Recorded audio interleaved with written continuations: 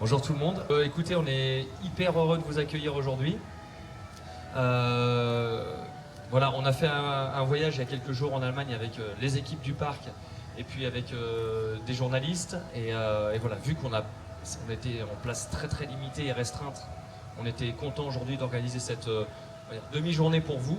On va vous montrer des informations que beaucoup d'entre vous connaissent déjà, des informations que les gens ne savent pas non plus. Et une visite de chantier, c'est toujours hyper sympa.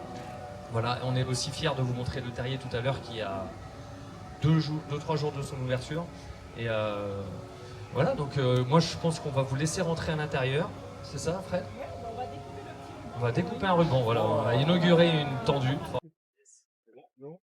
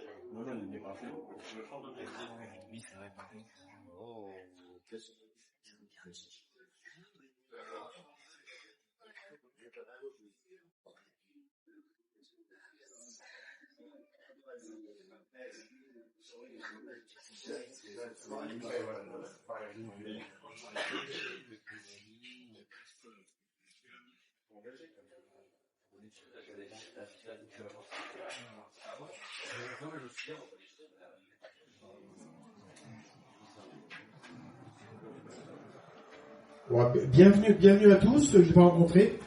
Donc là, nous sommes dans le centre d'exposition qui a été justement réalisé et créé pour cette nouvelle attraction. Et en fait, comme vous voyez, une maquette, quelques informations techniques autour de vous. On va vous présenter tout ça, mais juste avant, une petite surprise pour vous.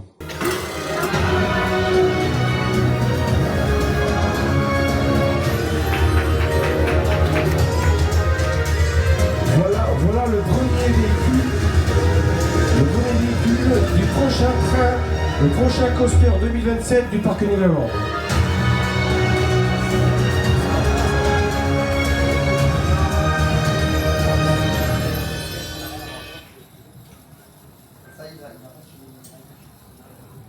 Alors on vous laisse le découvrir, la fumée va un petit peu s'estomper.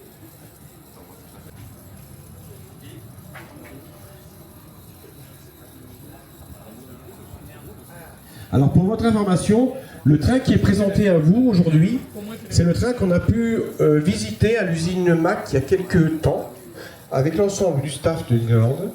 Ce train-là est un train qui a été assemblé pour la démonstration de l'usine ainsi que du centre d'exposition. Ce train est l'équivalent de ce que l'on aura quasiment. En tout cas, il va être redémonté à l'usine pour ensuite être revalidé, que tous les tests soient faits dessus. Donc là aujourd'hui il est en présentation, il sera un tout petit peu optimisé au niveau de la théma, mais 95% de la réalité finale est présentée devant vous.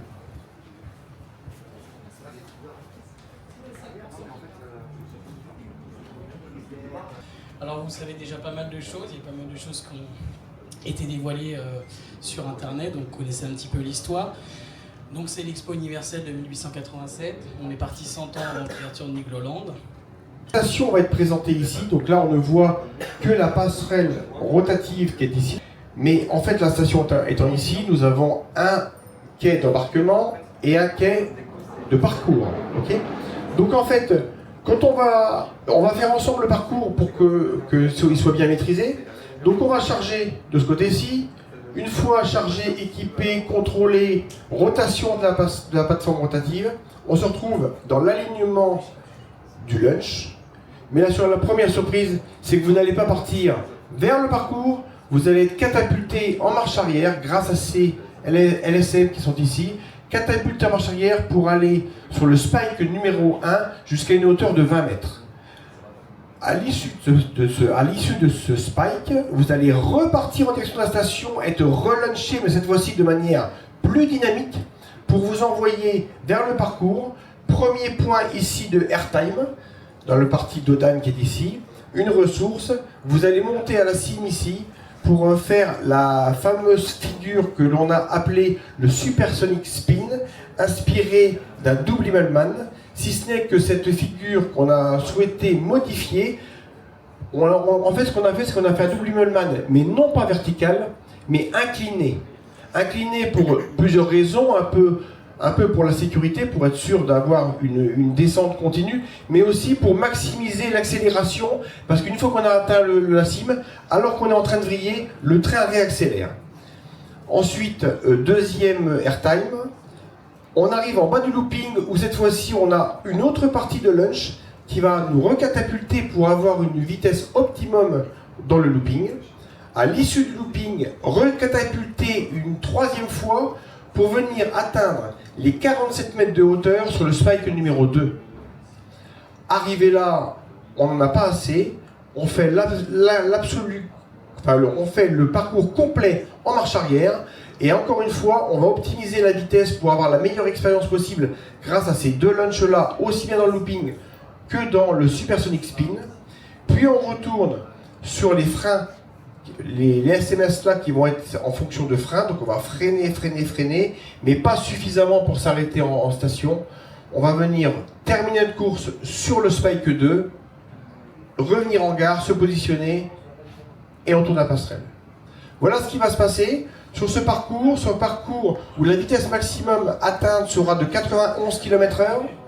Je rappelle les hauteurs, 47 mètres sur le Spike 2, 20 mètres sur le Spike 1. Ce qui représente une distance d'expérience parcours de 770 mètres de long. On a un cycle de ride d'environ 58 secondes, ce qui fait qu'on a un départ tous les 72 secondes. On y reviendra tout à l'heure, mais ça va nous permettre de réaliser un débit théorique de 800 personnes-heure. 6 séquences de lunch, 3 inversions comme on a pu le voir, 2 trains et 6 phases de airtime. Donc c'est un parcours qui est extrêmement compact, en tout cas très dynamique, et qui a l'avantage d'avoir beaucoup de capacité d'ajustement grâce à tous ces lunchs. Voilà ce que je peux vous dire sur le parcours. En fait, moi je vais juste vous reparler un petit peu de technique, on ne va pas trop rentrer dans les détails, mais je pense que vous avez besoin d'informations pour bien comprendre ce que c'est que ce projet Supersonic, qui pour nous est le plus gros projet qu'on a jamais réalisé au parc, le plus gros coaster, avec tout ce qu'il peut y avoir de particulier sur cette nouvelle machine. La première chose que je voulais vous dire, c'était les défis que ça représente. En réalité, faire revenir cette nouvelle attraction, cette nouvelle technologie au parc Nigloland, ça a imposé depuis 2025 de se poser la question sur comment alimenter l'attraction, parce que cette machine va être équipée de catapultes électriques, comme on le voit de plus en plus fréquemment dans les parcs, et que cette technologie demande d'avoir des appels de courant extrêmement importants. Et des parcs provinciaux comme nous, on n'était pas habitués à avoir ce genre d'impulsion électrique. Il a donc fallu, dès 2025, qu'on se pose la question, comment alimenter cette attraction. La réflexion a été faite avec les partenaires locaux, et notamment Enedis, où il a fallu donc que depuis la ville de Bar-sur-Aube, qui est à 10 km de là, on puisse réaliser une ligne dédiée à Nigloland, une ligne qui va représenter 9,5 MW, qui est très important. Cette ligne est 100% enterrée, et elles vont pouvoir deux choses. Premièrement, en 2027, permettre l'alimentation de ce nouveau coaster, et surtout, à terme, on pense avoir une visibilité sur 10 ans de tranquillité d'alimentation pour que le parc puisse continuer à progresser. Le deuxième défi que je voulais vous évoquer, c'est celui d'implanter le coaster là où il est. Le coaster là où il est imbriqué dans la zone du Mississippi. Il y a 60% du parcours qui est au-dessus de l'eau, qui est au-dessus des îles. C'était pas une mince affaire de trouver le bon positionnement pour tout ça. Et que pour réaliser cette problématique géographique, il a fallu qu'on trouve des solutions pour pouvoir aller construire au milieu des îles, loin de la terre ferme, loin des possibilités de manutention. Pour faire ça, on a fait le choix de monter une grue centrale au niveau central à la surface complète. Cette grue de 57 mètres de haut, 70 mètres de portée, va nous permettre de couvrir l'intégralité du chantier, mais bien sûr il y a des contraintes. Une grue comme ça, alors qu'on a un parc avec des visiteurs, on a dû réaliser des zones de sécurité et compagnie, mais en tout cas cette grue nous a permis de rapidement et avec une grande efficacité de venir implanter l'ensemble des besoins sur les îles et au-dessus de l'eau. Alors l'autre point très important, c'est que, comme vous l'avez compris, il y a le bassin du Mississippi. On ne pouvait pas se permettre d'aller le forer et mettre des pylônes partout. Donc là, l'une des choses qui s'est imposée à nous, c'est de travailler avec Marc très rapidement pour, dès le début du projet, quand le parcours, le layout a été dessiné, trouver la solution pour réaliser les massifs, les implantations, les prises au sol, qui ne viennent pas trop impacter le bassin. Et de ce fait, je crois qu'on en est à la 12e version. On a réalisé 12 versions de pylônes, de sorte de trouver l'optimisation pour minimiser les pylônes au sol et les rendre le plus possible sur la terre ferme. Okay, il ne reste que 7 massifs qui n'ont pas pu être mis hors d'eau. Ils sont donc dans le bassin, mais on a trouvé des solutions, on en parlera un peu plus tout à l'heure, des solutions pour ne pas trop impacter le bassin. Jamais Nigloland n'a créé d'aussi grosses fondations. Okay. On est arrivé à créer, cet hiver, à réaliser 1200 m3 de béton pour faire que la partie massif. On verra ça sur site tout à l'heure. Et enfin, le troisième défi qui s'est offert à nous, c'est celui de pouvoir réaliser le supersonique là où il est et de continuer à opérer le parc. Parce qu'en fait, là où il est placé, nous avons la proximité du Mississippi, la proximité du Grizzly, et qu'il a fallu trouver des solutions pour pouvoir continuer à opérer normalement durant la saison 2026.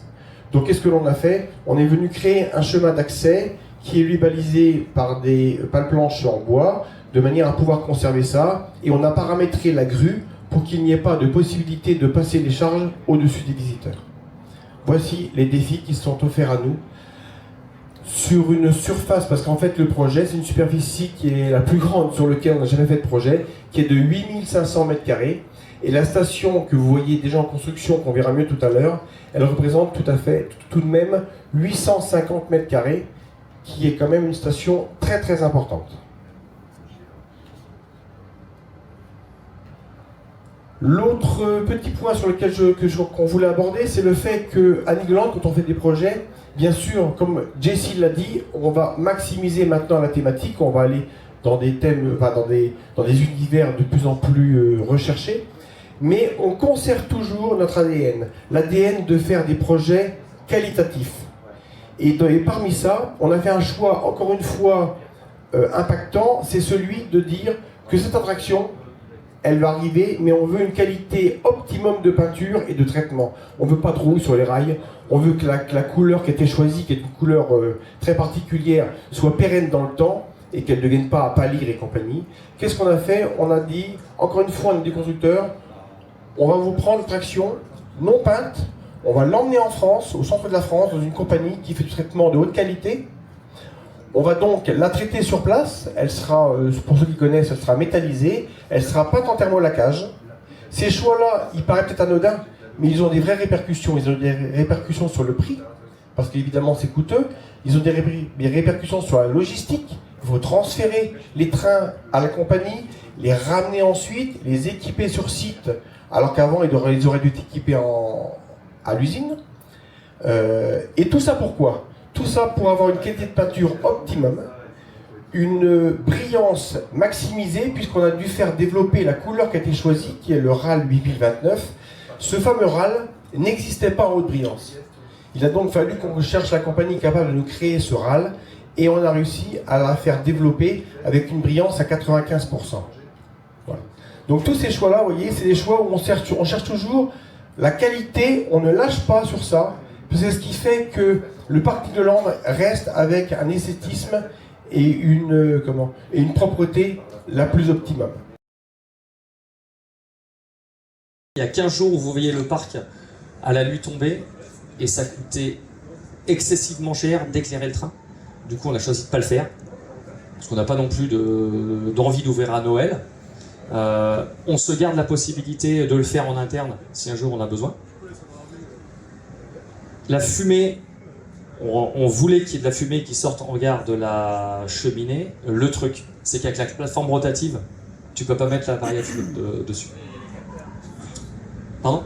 Les capteurs, ça pose problème avec la fumée. Ça dépend quel type de fumée, tu peux mettre une fumée CO2 et autres. Mais voilà, normalement, si tu avais un quai standard, tu pouvais avoir la machine à fumer en dessous qui se pluguait en dessous du train, qui faisait fumer. Mais là, on pouvait pas la mettre sur la plateforme qui tourne, c'était compliqué. C'était le but, mais il y aura des effets de fumée sur le parcours. On est venu, à travers les arbres, réaliser les fondations. Pas des moindres, c'est les plus grosses fondations qu'on ait jamais réalisées au quartier du Vénal. On a donc, je le répète, réalisé 1200 mètres cubes de béton circulaire pour simplement la partie du massif qui est hors station. Okay. La difficulté a été aussi que les massifs aujourd'hui, en 2027, sont bien plus gros qu'ils l'étaient à l'époque du Crampus et de l'Alpina. Les normes ne cessent d'augmenter, le dimensionnement des profils et des rails aussi, et forcément les appuis au sol aussi. Okay. On a le spike d'eau sera donc dans les arbres là, mon frein qui va culminer à 47 mètres. Le simple massif là-bas, avec les 3 appuis, c'est 480 tonnes. Donc c'est énorme. Okay. Il a fallu donc qu'on aille jusqu'à 3,50 m de profondeur, chercher le dur et des surfaces gigantesques. Okay. Pour aller au centre là, le bassin qui avait été créé à l'époque, il y a plus de maintenant 15 ans, ne permettait pas de rouler avec des engins. Il n'avait pas été conçu pour ça. Okay. Il a donc fallu trouver la solution pour aller travailler au centre. Comment on a fait? On est venu de part et d'autre à 2 endroits, réaliser des chemins. On est venu combler en concassé et faire une voirie.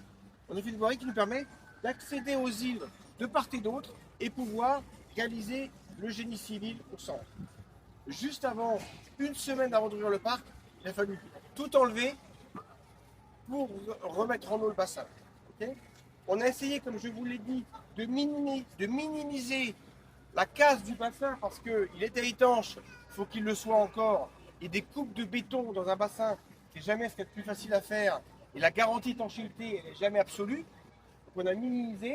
On a quand même été contraint, à un moment donné, de réaliser des ouvrages où on voit les deux hangars là, où l'ensemble des réseaux pour alimenter les lunchs au centre ont nécessité de faire une grosse tranchée. On est venu couper le bassin pour y aller. On avait essayé la version enterrée où on réalise ce qu'on appelle des sous-marins, mais c'était trop coûteux. On a fini par le couper là. Et on a ici un des gros massifs, et celui qui est au milieu en face, qui va recevoir l'intégralité de la puissance nécessaire pour les lunchs qui seront au centre. Okay. Pour nous, c'est aussi une nouveauté. On n'a jamais vu autant dans le projet du Striker, du Supersonic, on n'a jamais vu autant de câbles, de réseaux, parce que les lunchs, les LSM, les catapultes électriques, c'est extrêmement compliqué, complexe, et que ça nécessite un déploiement électrique important. Vous voyez que malgré les efforts que l'on a fait pour minimiser les pylônes et les mettre sur les îles, on a tout de même 7 massifs qui sont restés au centre. Ce sont les massifs qui seront sous le looping, juste là. On n'a pas pu le faire autrement, c'est quand même une charge très importante au niveau des efforts. Mais on a quand même pris une précaution particulière. On a fait ce qu'il fallait pour que les massifs et les petites vibrations de pylônes qui peuvent arriver ne viennent pas détruire le bassin ou en tout cas à long terme réaliser des fuites. Donc en fait, les massifs là sont bien plus profonds que les autres, ils vont plus loin. On a réalisé des jupes métalliques que vous voyez sortir de l'eau. C'est des jupes qui sont en dehors des pylônes, écartées des pylônes, ce qui fait que le pylône peut avoir un mouvement sans altérer le bassin.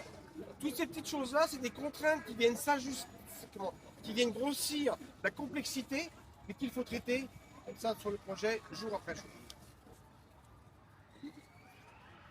Okay. Voilà. Donc on aura une super vue parce que là ils vont bientôt arriver devant le looping. Et la vue du looping d'ici là, à 26 mètres de haut, ça va être spectaculaire. Et on prend une carte assez très jolie. A été positionné, l'entrée de l'attraction a été positionnée pour que quand on est devant l'attraction sur notre retour, on est pile poil dans l'axe du. On a fait comme sur les Champs-Élysées, quoi. On a tout aligné. Et autre chose, la monstrueuse verrière, enfin, monstrueuse, la jolie verrière qui sera dans la station, à l'étage, permettra en se retournant de pouvoir voir le spike et le grille. Bah, elle va être juste ici derrière vous en fait. Là.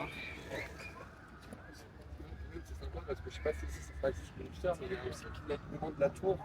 On va voir la nacelle passer à l'intérieur du En fait, là, on va être. On ne sait pas trop en parler, mais ouais, là, ça va être là-bas, il y aura la terrasse et tout ça. Et puis, Oui, le restaurant. On sera dans une zone de mouvement, là, on aura une zone d'accès, et puis avec des terrasses. On fait tout en fait pour utiliser ce joli plan d'eau qui est là, maximiser la vue. Voilà en fait ce que sont l'ensemble des massifs. Donc, le plus gros, celui-ci, 480 tonnes. C'est là où on vient supporter le spike.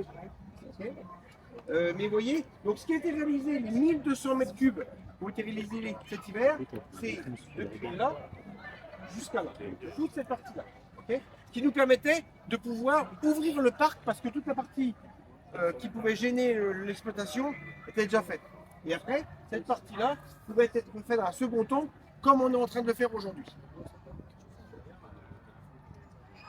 Donc, et pour finaliser, l'ensemble des massifs que vous voyez là, colorisés en rose, ça représente, donc c'est les massifs, c'est ce qui appuie au sol le coaster, ça représente 2000 tonnes de béton. la volonté de Rodolphe de laisser ce coin en cul-de-sac un peu, pour que les gens restent dans la zone et repartent peut-être à l'avenir, mais pour l'instant c'est pas du tout pensé de faire un chemin derrière et c'est assez compliqué de toute façon parce que c'est trucs techniques etc. Mais en tout cas c'est pas pensé et techniquement je sais même pas si c'est possible ou pas. Tout est possible techniquement, tout est possible. Mais l'agrément sera complet. Il y aura un coaster, on a Grizzly, on aura un restaurant, on aura une zone sanitaire. On ne sera pas isolé comme le Grizzly pouvait l'être. Surtout là-bas on va faire une belle entrée de l'Expo universelle. Donc ça veut dire qu'il faudra en faire une autre là-bas, donc il vaut mieux qu'on ait qu'une seule et une belle.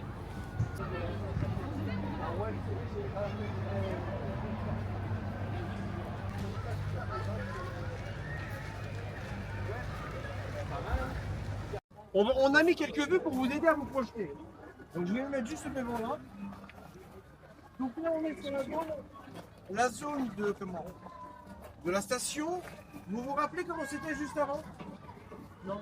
Il y avait un chemin d'accès qui était arboré de part et d'autre de la pelouse, ok. Et on avait une série d'arbres. On était un peu dans la forêt. On a dû donc préparer cette zone-là. C'était le premier chantier. Ça a été de mettre tout à plat, de réaliser une plateforme pour permettre de travailler aussi bien en hiver qu'en été, parce que vraiment l'humidité nous aurait un petit peu embêté.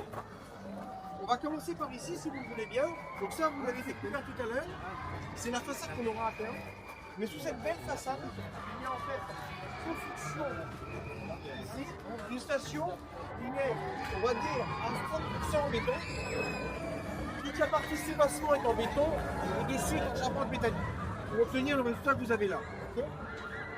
Ce que l'on voit derrière nous, donc, pour vous remémorer, actuellement on est ici. On va avoir la voie de garage qui est ici, juste là, dans les derrière ce mur-là, on verra tout à l'heure. C'est plus facile par là. Devant, c'est ce qui va se passer là où il y a les massifs et la pelleteuse. C'est là qu'on a la station qui va permettre d'avoir en partie à l'étage, en partie haute, le quai d'embarquement. Et on verra tout à l'heure en y passant un petit peu qu'on a le centre là de la plateforme, le gros massif de la plateforme qui est déjà préparé pour qu'au mois d'août, on reçoive la plateforme et qu'on la monte. En partie basse, ici devant nous, on aura donc la boutique. Okay. À l'issue de l'expérience coaster, on pourra débarquer et rentrer ici dans la boutique pour pouvoir sortir. Okay. Complètement à votre gauche, au plus loin, okay, les derniers cannes que vous voyez dépasser métalliques, c'est l'entrée. C'est ici qu'on aura l'entrée pour les visiteurs, l'entrée normale et l'entrée prioritaire ici. Okay. L'entrée prioritaire pour les personnes à mobilité réduite, elles pourront ici rentrer là, aller sur leur droite, elles auront l'accès à un ascenseur, parce que sous la cheminée, il y aura un ascenseur qui permettront de les faire rentrer en gare. Okay. Avec des fauteuils roulants, sans aucun problème. Okay. Mais l'accès autre, l'accès standard, on va dire, passe ici et pénètre dans le hall arrière, ici là, ce hall arrière qui sera un pré-chaud. Et d'ailleurs, je pense que Jessie, tu es là, Jessie? Est-ce que tu peux nous dire ce qu'on pourra découvrir Ah oui. dans le hall arrière? Alors, bon, c'est dommage, on l'a pas vu, mais on en a vu côté intérieur de l'autre côté. Les gens vont pouvoir rentrer ici avec donc une partie un peu PMR, etc. avec un escalier et un ascenseur qui sera en fait sous la cheminée. On va pouvoir rentrer dedans. À l'intérieur, du coup, il y aura une zone qui sera en fait l'atelier de Émile Delaroche. On va pouvoir voir la V0, en fait, la version qui sera une vraie locomotive, en fait, qu'on a, enfin une vraie machine à vapeur, pardon, qu'on a repliquée, etc. Et en fait, on a designé comme si c'était dans l'histoire la V0 du projet qui aura amené après à faire la V1 et la V2 qui sont sur le parcours. On verra donc son atelier, des documents, plein de easter eggs, etc. Je vais m'amuser. Ils vont partir dehors, ils vont faire un petit tour, etc. Voir un peu des machines à vapeur qui auront été utilisées pour faire la V1, la V2 et la V0. Donc tac tac, ils rentrent dedans, après ils vont passer dans un couloir à l'intérieur. Ce sera un couloir encore un peu mécanique parce qu'en fait, initialement, cette partie-là, dans l'histoire de l'Expo universelle, c'est pas censé être accessible au public. Sauf qu'en fait, il y a eu une explosion parce qu'une des machines à vapeur a explosé, ça a pété le mur. Donc dans l'histoire, les gens vont rentrer par là, mais ça reste le côté un peu industriel où normalement c'est pas accessible aux visiteurs. Mais les gens sont des coquins, donc ils vont quand même y aller. Et tac, à un moment donné, ils vont rentrer dans la partie normalement accessible aux visiteurs, où ils vont pouvoir aller dans un endroit beaucoup plus chic. Ils vont reprendre l'escalier, qui sera lui un beau escalier en bois, etc. chic, pour aller dans la gare d'embarquement, faire le coaster, et après quand ils redescendent, ils vont redescendre ici par un escalier et aller dans la belle boutique qui sera elle aussi assez chic, etc. parce que c'est un endroit qui pour le coup doit faire partie de l'Expo universelle, alors que ça normalement dans l'histoire de l'Expo universelle n'est pas censé être dans l'atelier du gars. Voilà. Et donc du coup la façade ici, ça sera en fait en haut la gare et ici du coup la sortie de la boutique. Toute cette station, on l'a choisie aussi climatisée. Donc l'intégralité du parcours sera climatisée. On estime entre 30 et 45 minutes de file d'attente couverte, hein, qui devrait donc satisfaire les visiteurs pour être confortables et surtout dans une atmosphère extrêmement thématisée. Ça participe aussi à l'expérience de l'attraction. Voilà. Bien. Et il y aura de la fumée qui sort d'ici. Hein. On va essayer de mettre des effets aussi de fumée sur le parcours. On va voir encore le pré-show, etc. parce qu'il n'y a pas encore des choses prédéfinies, mais on va essayer de bien travailler le pré-show, les lumières et tout ça. Et notamment, là, il y aura bien de la fumée qui va sortir de la grosse cheminée. Si on regarde la vue qui est ici, c'est la vue à l'arrière. Nous, je vous positionne, on est juste là, c'est la vue à l'arrière. Qu'est-ce que je vais vous montrer là? Simplement que derrière ce gros mur-là, on a le local électrique. C'est dans ce local-là où on va recevoir toutes les armoires électriques. Okay, et je le répète, je le répète pas, je ne l'ai pas dit, je crois. Mais en tout cas, cette machine-là va demander 2,4 MW. Donc c'est réellement des armoires qui vont pouvoir délivrer énormément de puissance. Donc toutes les armoires qui sont là, et je peux vous garantir que le local qui est là, qui est sous le rail, il est optimisé. On n'a pas trouvé d'autre place pour le mettre, c'est compliqué de le mettre là parce qu'il est en profondeur. Le niveau de la terre il est là, donc les armoires seront en surface. Okay, et on a vraiment serré parce qu'on était contraint. On est contraint par le canal de la rivière canadienne qui est ici. On est contraint par le Guanyin Train qui est à proximité. Ça, c'est les massifs du Guanyin Train. Il a fallu aussi qu'on les renforce cet hiver. Parce que quand on a été creusé plus profond que les massifs, il a fallu qu'on ait cette phase de consolidation.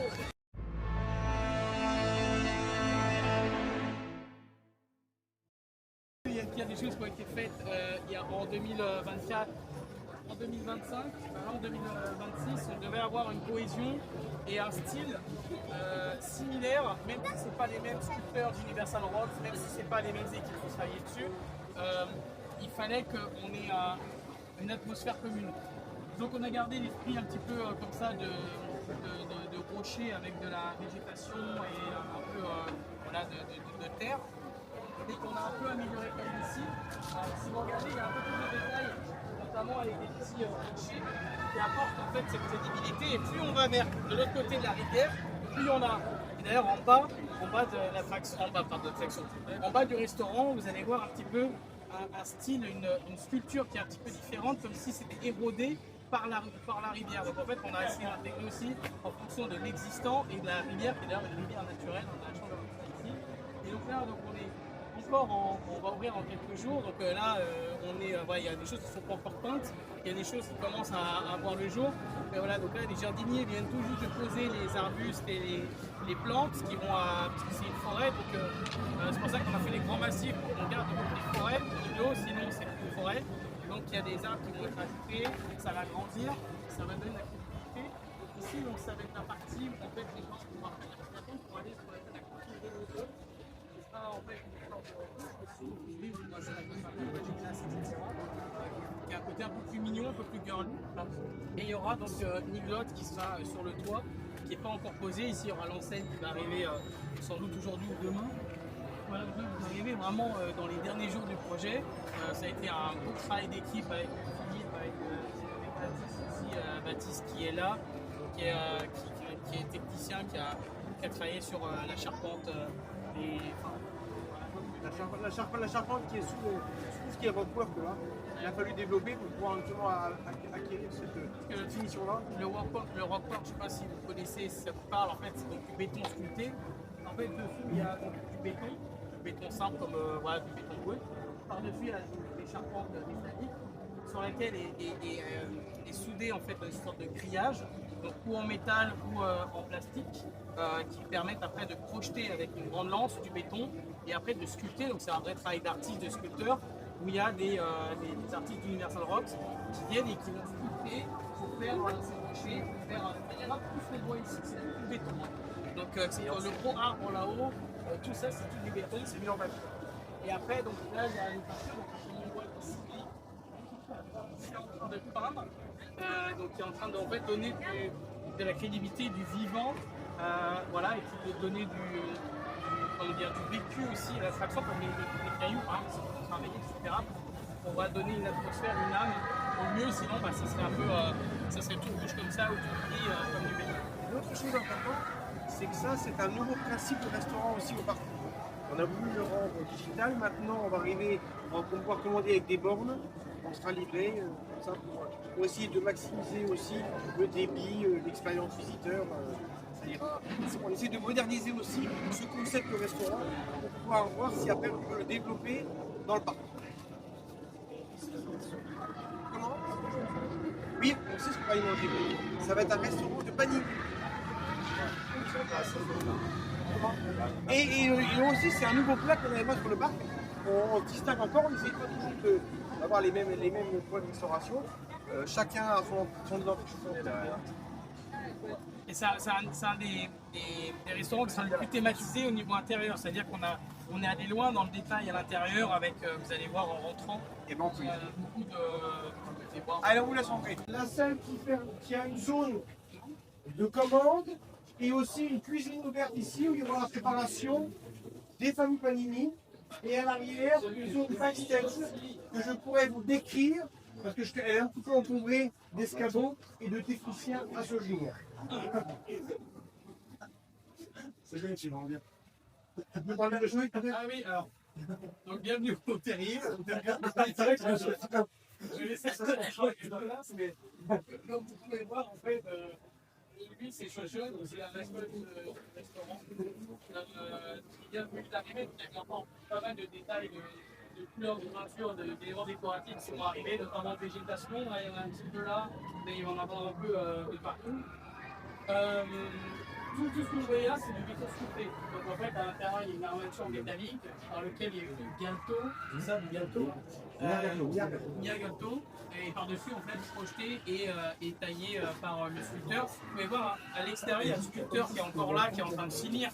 Si vous pouvez prendre peut-être des images, si vous voulez voir un peu comment c'est. Il a des outils et puis il fait des chefs-d'œuvre avec. Il peut faire du bourrage, de la pierre.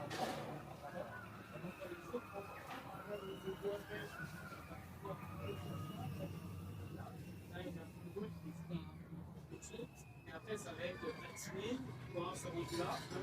Et votre vêtement commence à un petit peu se découvrir. Vous pouvez commencer à voir à quoi ça va ressembler.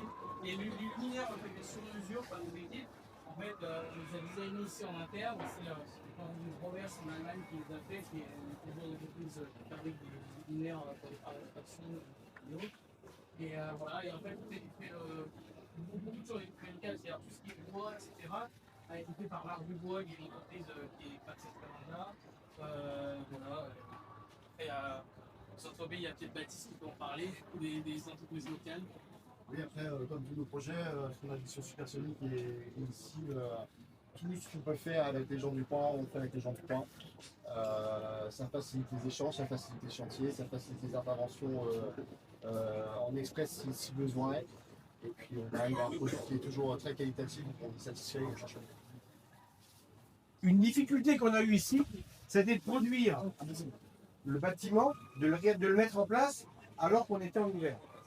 Et qu'on avait le lendemain à côté de nous qui avait tendance à monter, et que c'était très compliqué d'aller faire un vide sanitaire, comme on a sous nos pieds, à proximité. Il a fallu jongler avec les aléas, et vraiment une grosse difficulté.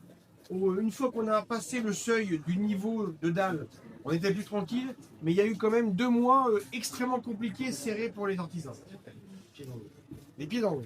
À l'arrière, en backstage, je ne sais pas si on va pouvoir y accéder, mais il y a à voir, c'est pas forcément important, mais je peux vous le décrire en tout cas. Donc on a la cuisine qui est ici, qui va être fermée avec une porte automatique, elle aussi décorée en bois. Dès qu'on franchit cette porte-là, on arrive dans un premier temps un petit bureau pour le responsable du restaurant, puis ensuite on continue et on a la partie réserve. On a une réserve où on a l'approvisionnement par la face avant, l'approvisionnement en palette le matin pour amener tout ce qu'il y a comme fourniture pour le restaurant. Et dans ce même local, on va retrouver tout ce qui est distribution de boissons, les bibles de chez Pepsi Cola, la bière, le chauffe-eau et la distribution hydraulique pour tout le réseau. Okay, si on continue dans le couloir, un petit peu plus loin, on va retrouver une zone de vestiaire pour que 12 personnes puissent venir travailler ici. Ils auront leur propre vestiaire et ils auront aussi un sanitaire à disposition pour leur confort. Si maintenant on reprend ce couloir-là et que l'on arrive complètement au bout, on voit une porte ouverte. Cette porte ouverte, c'est l'accès des employés par l'arrière. Ils auront tous un badge. Ils pourront badger pour pouvoir rentrer à leur poste de travail. Et cet accès-là donne aussi accès à un local poubelle pour tout ce qui est déchets qui sera le soir ramené en zone logistique. Juste avant cette porte-là, au bout, on a 2 portes un peu épaisses. C'est les chambres froides. On a cette fois-ci des chambres froides totalement dédiées, une positive, une négative, pour tous les produits réfrigérés qu'on doit avoir à disposition. Et puis, en revenant un petit peu, en liaison avec cette porte-là, on a une laverie, parce qu'encore une fois, à Niveland, on a souhaité avoir le moins de déchets possible. Et ce restaurant est encore un restaurant où il y aura un 100% vaisselle, c'est-à-dire depuis les assiettes, les couverts, les verres et compagnie, on évite tout ce qui est déchets. D'accord ? Donc on aura une laverie, des postes de débarrassage, comme les restaurants du parc depuis maintenant quelques années. Une dizaine de tables et ça fait 25 places assises, voilà. Intérieur, donc le strict minimum pour le confort, on va dire les petites journées d'ouverture. Et puis après on a une grande terrasse derrière, où là on aura 120 places assises tout de suite. Et si on a le souhait, après peut-être plus tard, on pourra l'agrandir. Et les terrasses, elles sont... Voilà, il y a des terrasses un peu tout autour du restaurant. C'est un seul Rodolphe qui a plein de petits îlots plutôt cocooning, plutôt qu'une grande terrasse avec un champ de table là où c'est un peu moins agréable à vivre. On en a mis un peu.